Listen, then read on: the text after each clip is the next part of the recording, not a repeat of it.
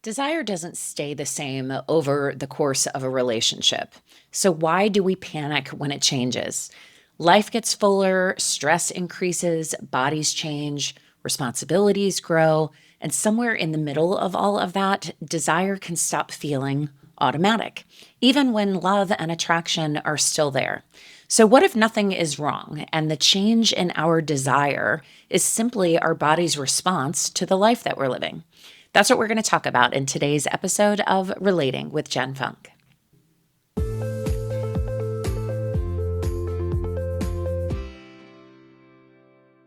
Hello and welcome to Relating with Jen Funk. I am Jen, relationship coach and your host.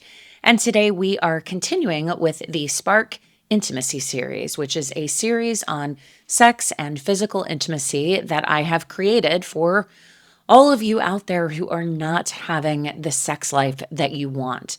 Now, if you've listened to the first episode, and if you haven't, I encourage you to go back and take a listen to that.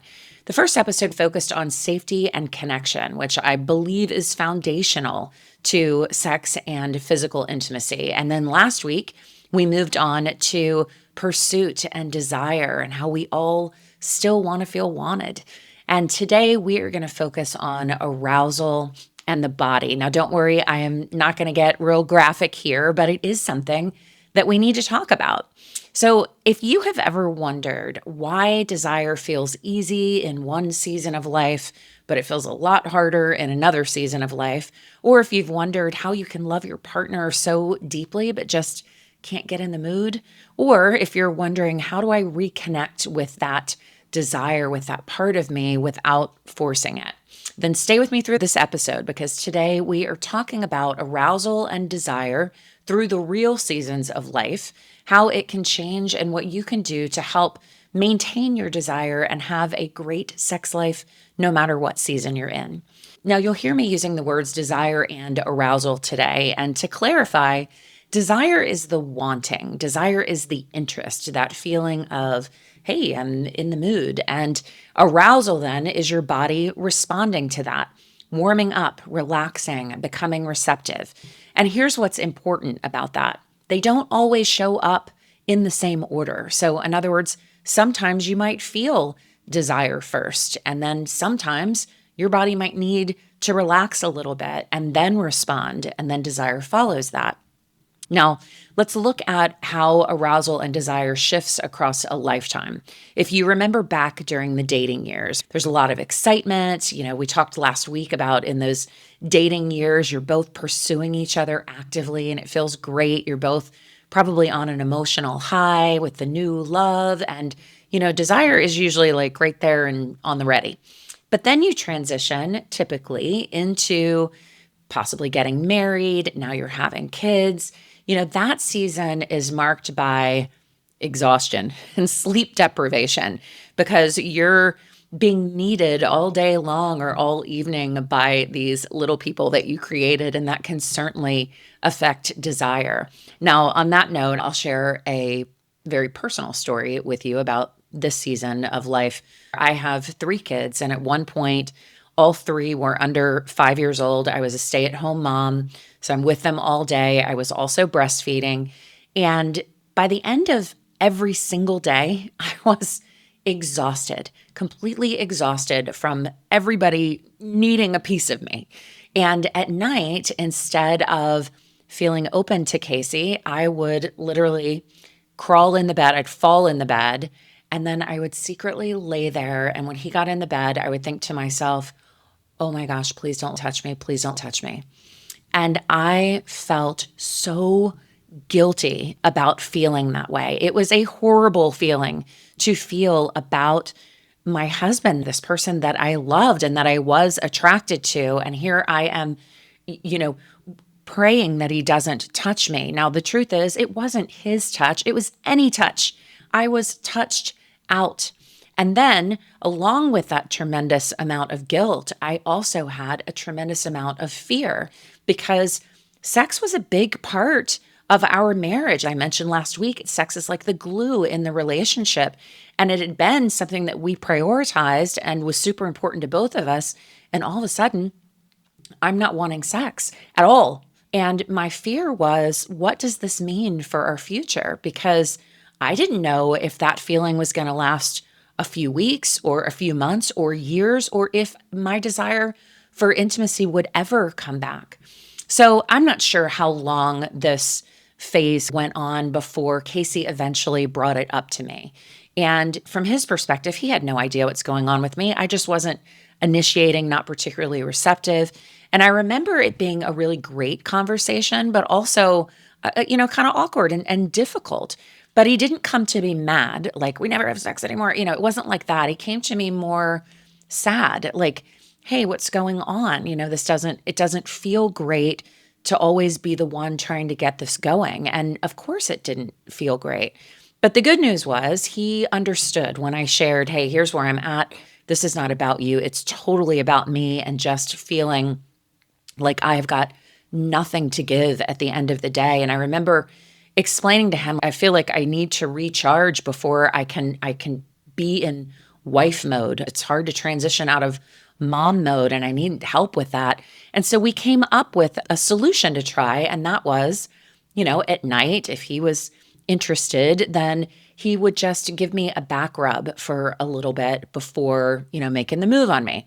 Even just 5 minutes, when he would rub my back, what that would do is give me the opportunity to shift again in my mind out of mom mode into wife mode. I would envision his touch like filling me up and replenishing me. It would give me a minute to take deep, long breaths and stay in the moment and not thinking about, what kid is going to wake us up in an hour. It really gave me a few minutes of transition time, both mentally and physically. So that plan worked for us. Now, don't get me wrong, I would still get in the bed and I would lay there and be like, I hope he doesn't rub my back tonight, if I'm just being honest. But when he did, even though again, I wasn't in the mood, I would tell myself, all right, this is what you agreed to. So just go with it and let's see if this can develop. And sure enough, every time when I allowed myself to relax and take a deep breath and have that transition time, it would work. And we had to do this for, I don't know exactly, but it was months. It's a long period of time before I was able to work out of that. And Casey was a trooper the whole time. Now, what I want you to take away from that very personal story is that, the first thing is, thank goodness he brought it up, right? Because if he hadn't brought it up for us to find a solution, the distance between us certainly would have grown. Resentment probably certainly would have grown as well. And then the second point, which is really the most important point, is that my lack of desire had nothing to do with Casey. Absolutely nothing. I loved him. I was attracted to him.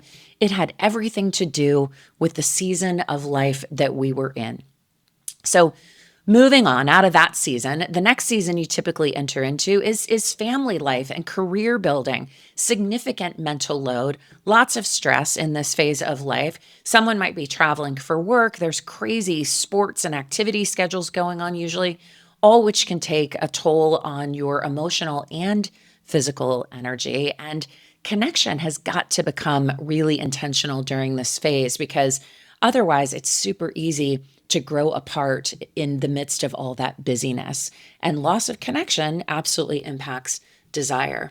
Now, then there are those seasons of disconnect, especially in a long-term relationship when familiarity replaces novelty. And you may have unresolved tension where closeness and intimacy feel even harder.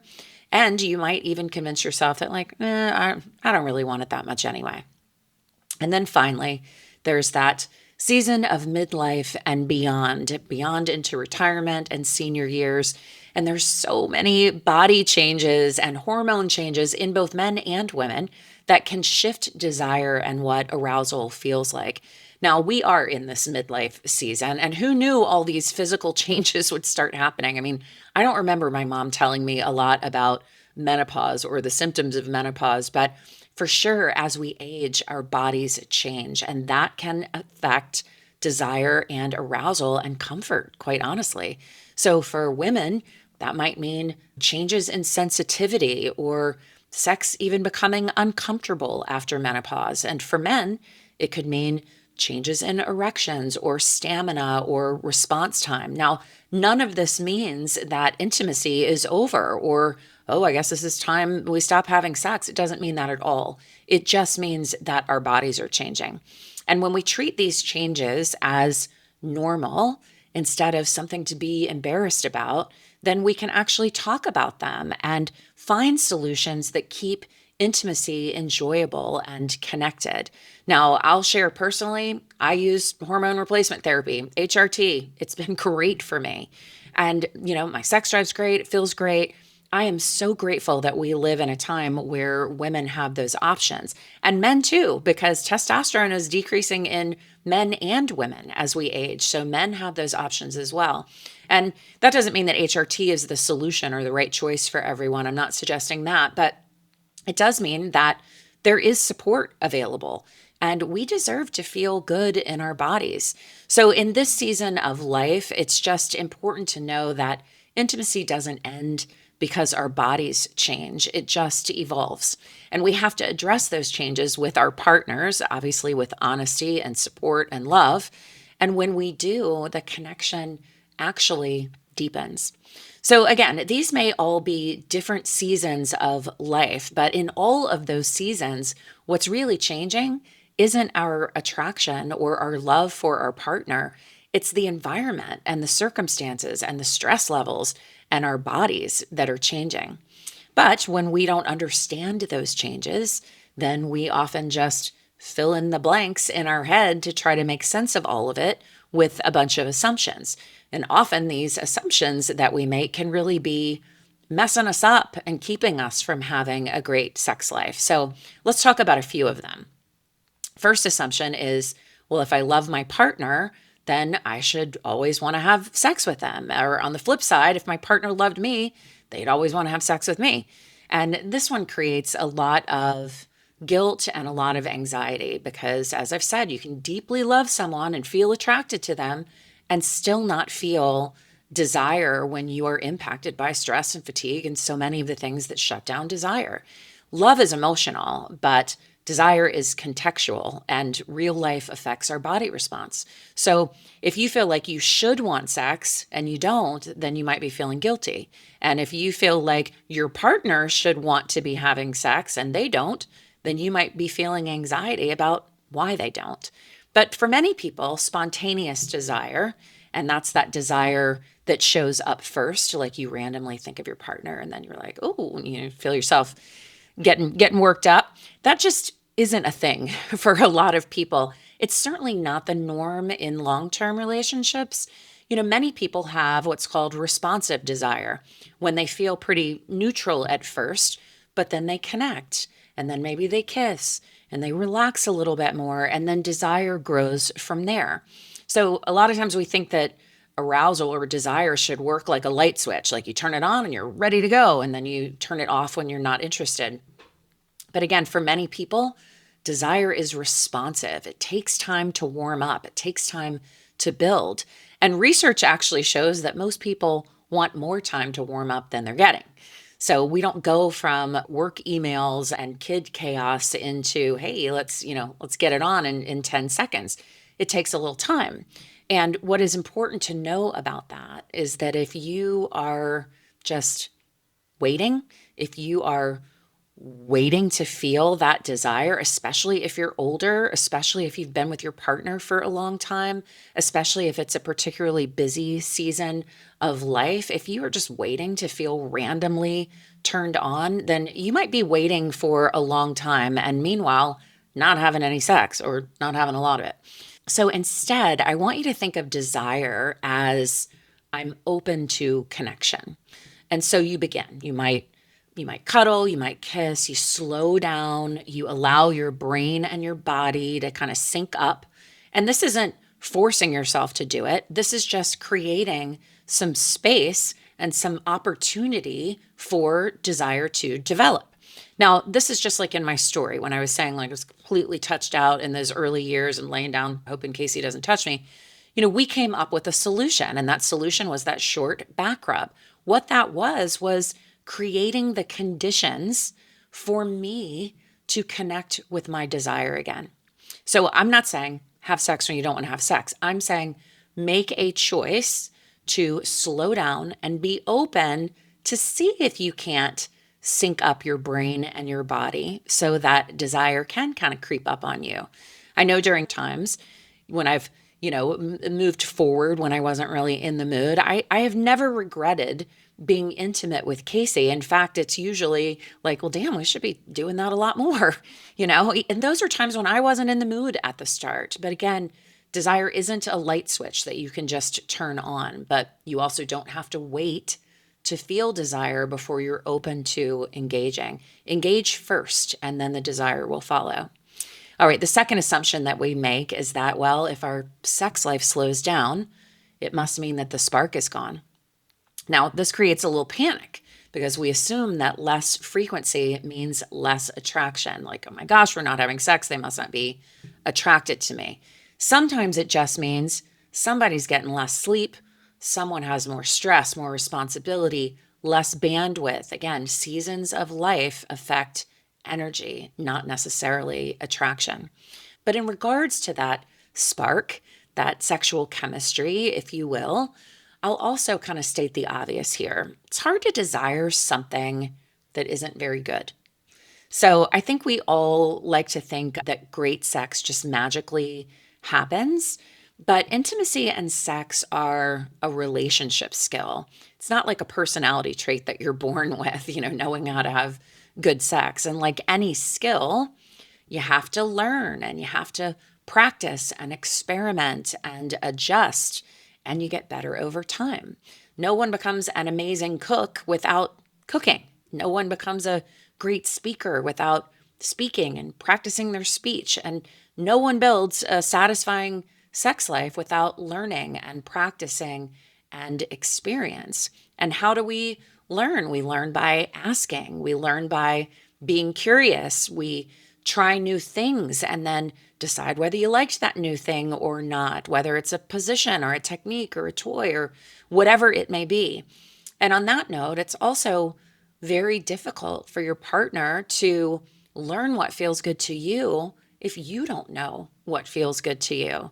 Many people have never taken the time to understand their own bodies and discover what feels good to them and what gets them going. But then there you are with your partner, and they aren't mind readers. So understanding your own body just makes intimacy better for both of you when you're able to share what feels good to you with your partner. Now, the third assumption is that, well, men always want sex. They're always thinking about sex, and women, not so much. Now, I hope you know that this is just a stereotype and that it's not accurate. It's also not helpful. I know plenty of women with higher sex drives than their male partners, but typically we assume that men are just always ready or always thinking about sex. And listen, if you believe that and then your partner isn't, well, I think it's the default thinking then, certainly of women, to think that it's about us. They just don't want to have sex with us. And that can be really hurtful. The reality is, however, that both men and women experience stress and insecurity and pressure and aging and experience increased desire and total lack of desire. Those desire patterns vary from person to person. They don't vary based on gender. And then for whoever wants it more, there can be some frustration there. And for the partner that wants it less, there can be a lot of pressure there. And desire does not grow out of pressure. So here's something really important that I want to mention. Physical touch of any kind, a hug, a kiss, a hand on the leg, any of it can feel like pressure if it only happens when the other partner wants to have sex. And of course it would.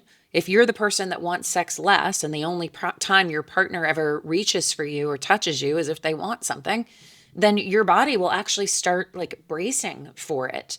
Instead of relaxing into their touch, you'll be thinking, well, what does this mean? Where is this leading? Am I going to be expected to do something? Your head goes there, and that creates resistance, certainly.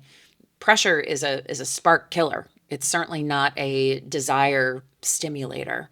So physical affection in a relationship has to be normal. It needs to be safe. I've said it before that non-sexual touch, physical affection, is one of the most underrated relationship skills because it's so important for connection and intimacy. Holding hands, a hug in the kitchen, a touch on the shoulder, sitting close together on the couch. I teach couples to aim for a minimum of 4 moments of affectionate touch every single day. Think of it like if you hug and kiss in the morning, or when somebody comes home from work, then maybe you add in before bed, and then there's one other time. Just think of it as a minimum of 4 times that you're going to physically be affectionate with your partner. It's so important. And that physical touch, again, is not sexual. It's about the connection. Now, just a heads up that is one of the 5 simple habits that I talk about in my free guide. It's called the 5 Simple Habits to Improve Your Relationship Today. If you don't have this, you can jump right on my website, jenfunkcoaching.com. You can download that for free. You can also learn the other 4 habits that are ready and available for you to start using to improve your relationship. So we've talked about how desire changes across the seasons, and we've reframed some of these assumptions that we all make about sex and our bodies and desire. But why does it all matter? Well, it's not about checking a box. It's not like, oh, we had sex this week, check that box, we're good. It's not about that. Research consistently shows that couples who maintain physical intimacy and a satisfying sex life report greater relationship satisfaction and emotional connection. And those are the ingredients of a lasting, healthy, fulfilling relationship. Sex also releases oxytocin and endorphins, the bonding and feel-good chemicals that reduce stress and increase closeness. Now, we don't have sex because we're stressed, but sex is proven to reduce stress. Regular intimacy has also been linked to improved immune function, better sleep, increased longevity. So this isn't just frivolous data. Physical connection and sex is like medicine for relationships and our bodies. So what do we do then? If we're saying like, yes, I want that medicine for my relationship and my body, then yep, right there with you. And if desire feels different than it once did for you, I would start here. Your first step would be create a transition between life and your connection time. Think of it like your body needs a bridge. You need to help your nervous system shift from the chaos of the day into a time of connection with your partner. So try a short massage. Try sitting together quietly, snuggling on the sofa, or a slow touch that doesn't have an agenda attached. Dim the lights, turn on some music, and just slow down the pace. And that leads to the second step, which is begin even if you're not in the mood. You don't have to say yes to sex, but say yes to being open and seeing where it goes. Allow desire to warm up. Say yes to sitting on the couch and cuddling and listening to music. Say yes to the things that create the conditions that encourage desire. Now, the next action step is to normalize affectionate touch every single day. Again, make touch safe and pressure-free. And again, aim for a minimum of 4 affectionate touches with your partner every single day. Number 4 is protect your energy. If you give everything of yourself, if you give it all away all day, you've got nothing left for your partner. So ask yourself, where can I rest? Where can I receive support in my life? Where can I stop over-functioning? Because desire grows in bodies that are rested, not depleted. Step number 6, stay curious and experiment. Intimacy is a learned skill, so have fun with it. Try something new. Step number 6, learn your own body and know how to say what feels good. Again, self-awareness improves connection, and communication with your partner, verbally or otherwise, improves your experience. And if you are having an amazing experience, then you're going to want to have that experience again. So I hope what you'll remember from all of this is that desire does not disappear, it evolves. And when we understand our bodies and our seasons and our connection to our partner, then intimacy becomes something that we can nurture and create. But if intimacy feels hard for you, right now because there's tension or there's hurt or there's distance between you and your partner, I've said it before, you're not alone. It's not uncommon, and it is what we'll be focused on next week as we wrap up the Spark Intimacy series. Now, the final episode in the series will be all about repair and communication. What to do when it's been a really long time and you just don't even know where to start to get that going again, because desire and intimacy is determined by what's happening between the two of you. Now, before I close out, I want to share with you something that I'm really excited about, and that is that I created a couples gratitude journal. Now, it's called Thank You For, I've got it right here, Thank You For 1 Minute a Day to a Better Relationship, because another super important habit that makes a real difference in your relationship is expressing gratitude for your partner every single day. Just find one small thing, even if it's thank you for taking out the trash. This journal is a daily reminder for you to look for the good in your relationship. So often we focus on what's not working, and this is a way to retrain your brain to start looking for what is. So you can start sharing this with your partner every day. There are 365 pages in here. So you just write something that you appreciate. There's a place for them to write the same day, and then you just pass it between you. I believe in this as a daily practice.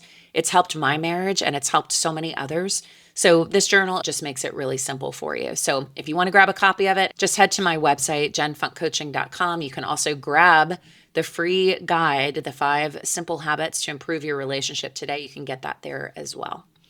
So that's all I have for you today. Thank you so much for listening. I will see you next week as we wrap up the Spark Intimacy series. And until next time, take care. Thanks for joining me on Relating with Jen Funk. To find out how we can work together and get free resources to strengthen your relationships, head to jenfunkcoaching.com and sign up for my newsletter. Till then, stay connected, stay encouraged, and I'll see you next week.